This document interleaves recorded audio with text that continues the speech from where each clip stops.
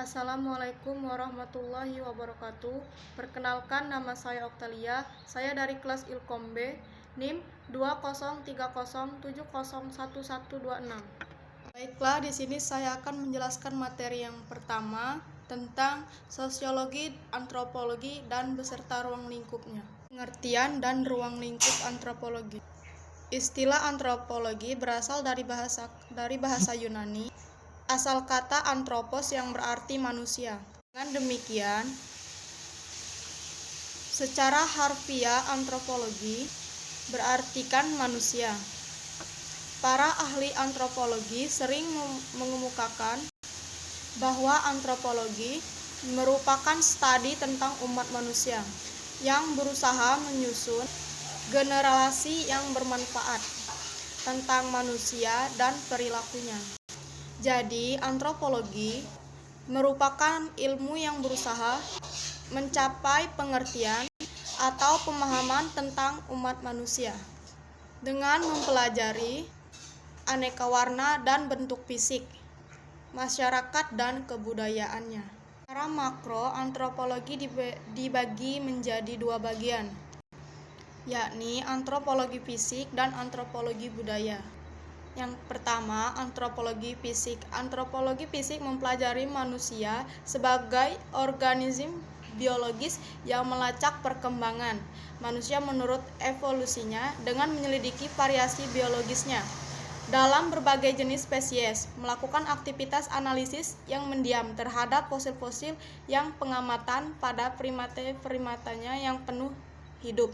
Para ahli antropologi fisik berusaha melacak nenek moyang jenis manusia untuk mengetahui bagaimana, kapan, dan mengapa kita menjadi makhluk seperti sekarang ini. Yang kedua, antropologi budaya. Antropologi budaya memfokuskan perhatiannya pada kebudayaan manusia ataupun cara hidup dalam bermasyarakat. Baiklah, saya akan menjelaskan materi yang kedua, yaitu salah satu topik sosiologi, antropologi atau interaksi sosial masyarakat dan kelompok sosial, kebudayaan, stratifikasi dan diferensiasi sosial, perubahan sosial, penyimpangan dan kontrol sosial. Interaksi sosial merupakan materi wajib yang harus pelajari dalam pelajaran sosiologi. Interaksi sosial juga dapat dikatakan sebagai proses saling mempengaruhi tindakan individu atau kelompok melalui simbol-simbol dan bahasa.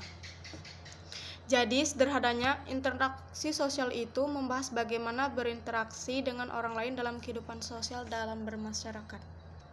Syarat-syarat terjadinya interaksi sosial yaitu harus berkontak sosial atau berkomunikasi dengan sesama masyarakat atau sesama orang lain.